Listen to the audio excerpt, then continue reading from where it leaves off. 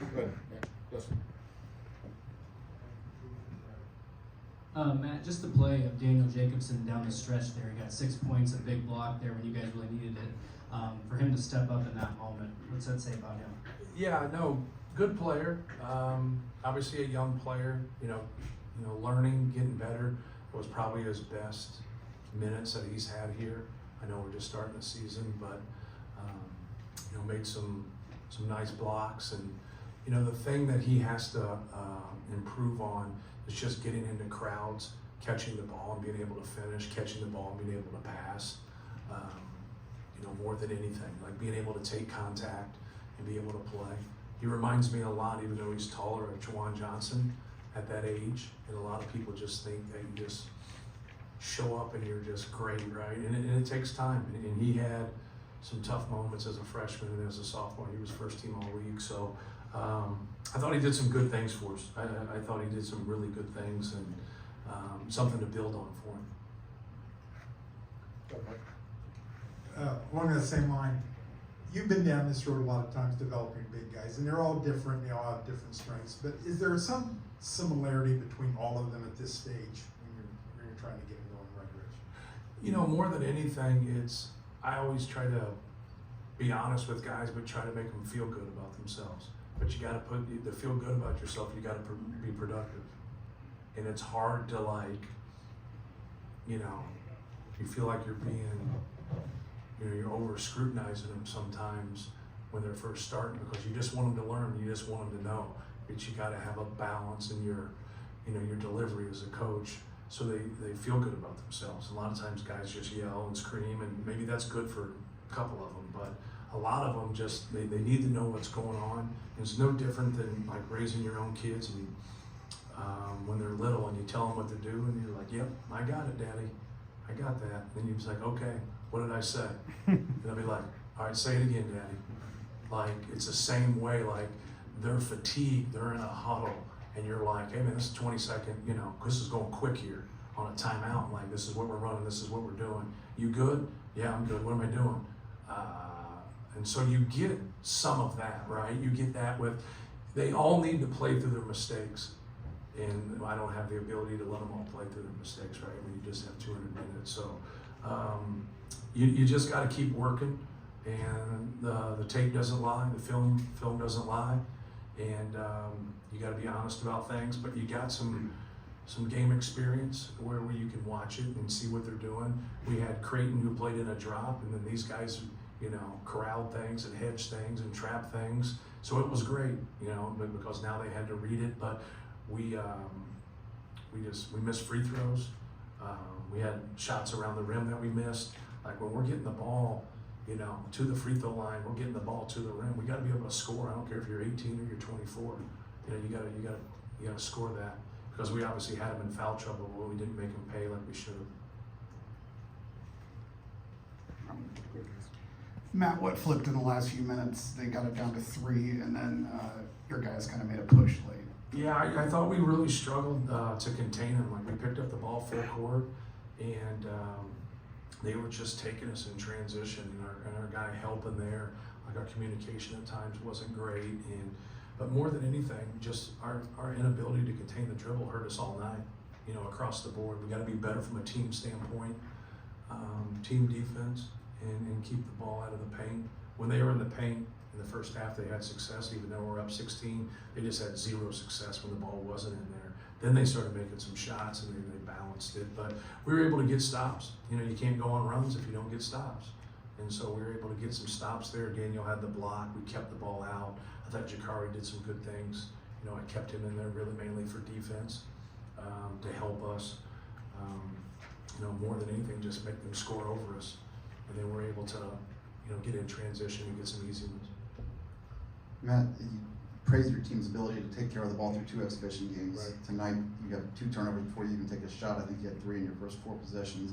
Some of them was, obviously they're aggressive defensively, but some of them were just careless. Was this maybe a good game to learn from? You get the win, but also Right.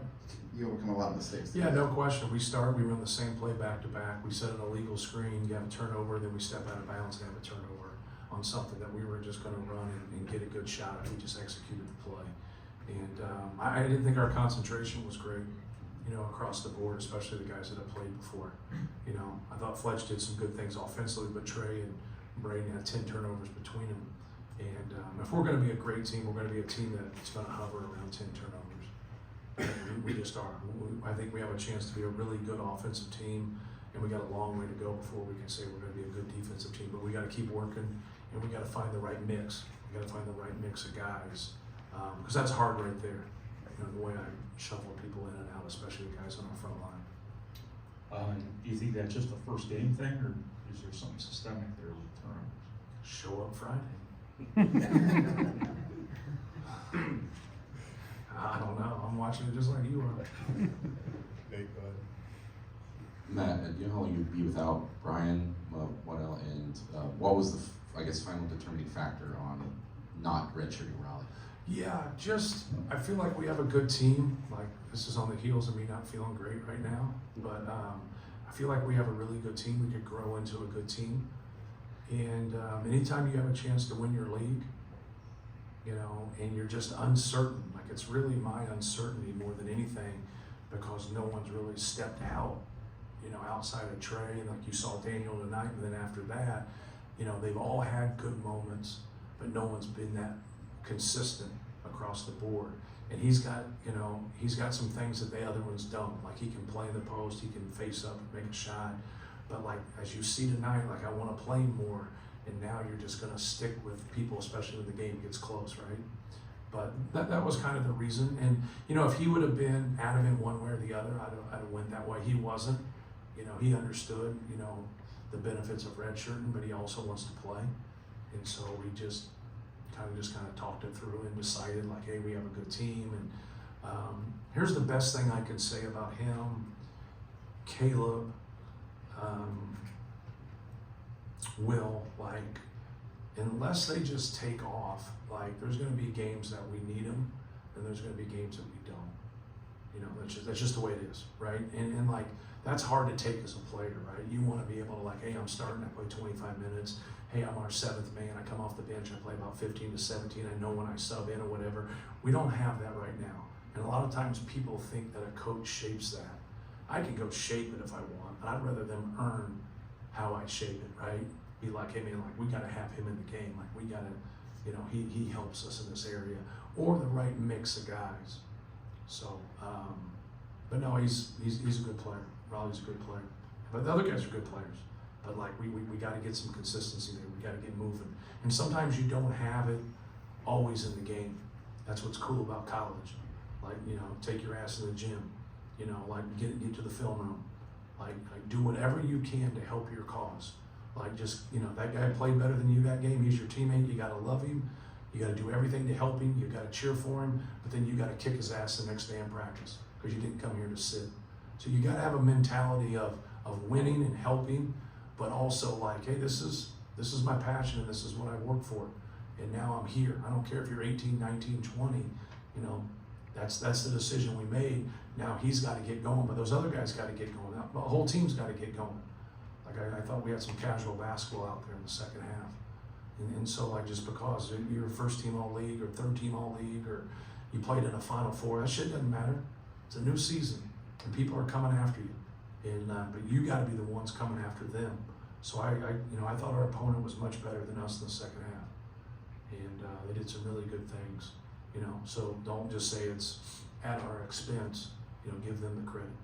Nathan, did you have a question about Brian too? I was just clarifying what Brian being out. Brian hurt his hand, and so he's not practiced here. He actually hurt it before the last game, and then he played in the game. He hurt it at Creighton, and so then he hasn't practiced here. He had through an MRI. There was a little bit of a break there, so it's kind of going on pain tolerance right now in terms of what he can and can't do. But yeah, there's something there.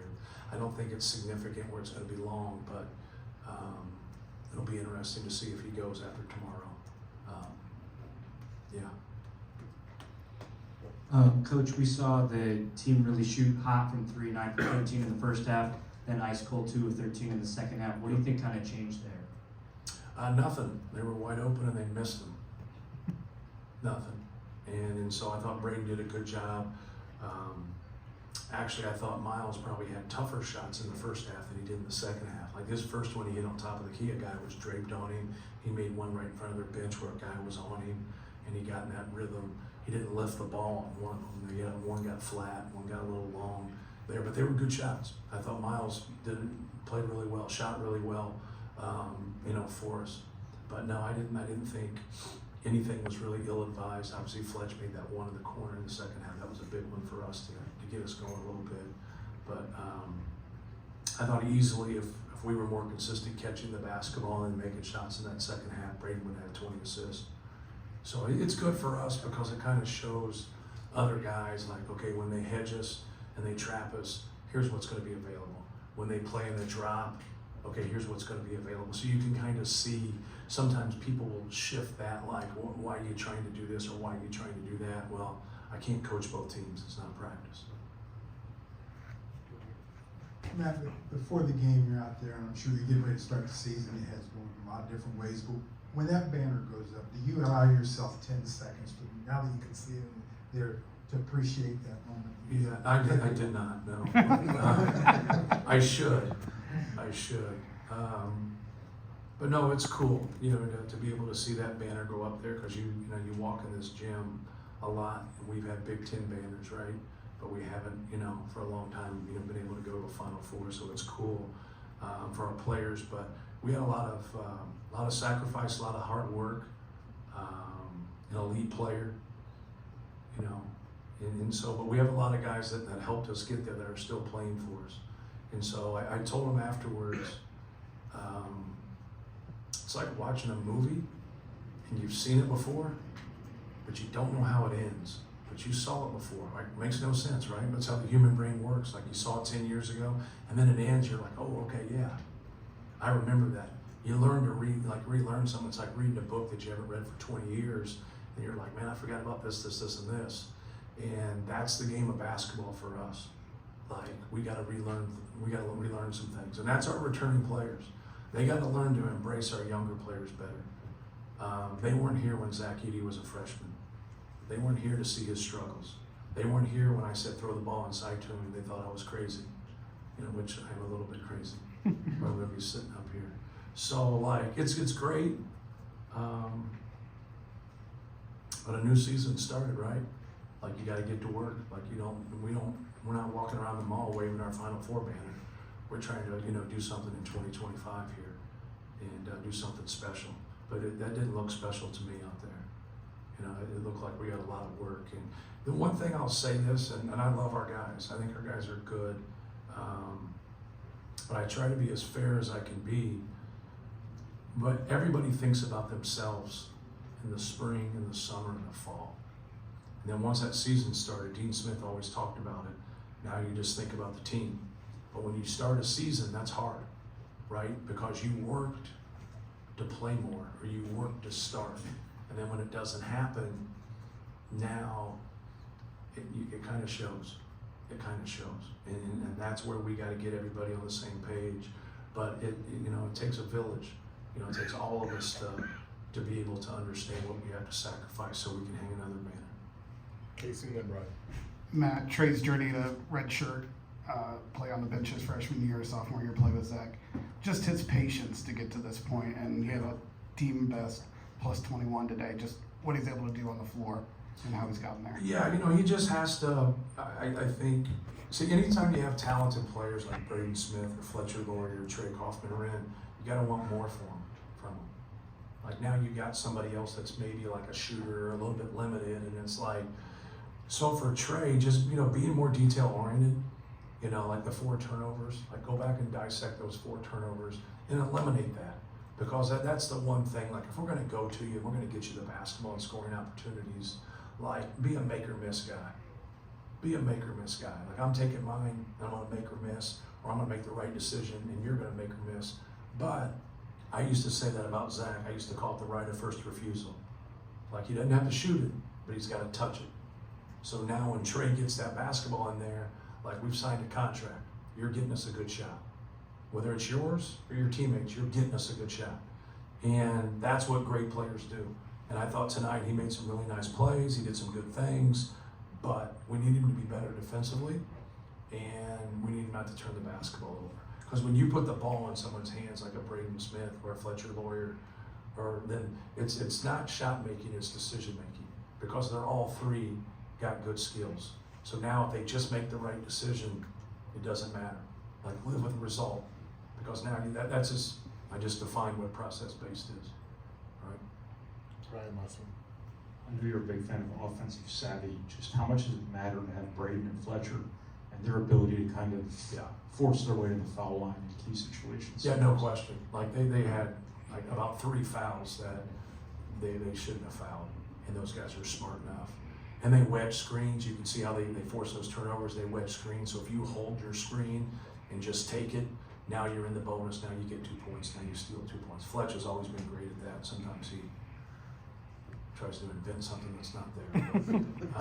I love it. Like, you don't get penalized for being intelligent. You don't get penalized for being tough. You know, if you can have that combination of toughness and intelligence, and you know what's going on, it's really going to pay off, for us. But yeah, those guys are, when they struggle or something happens, that's what frustrates you as a coach, because you've seen them do so many intelligent things and make so many good plays in their career. So thank you.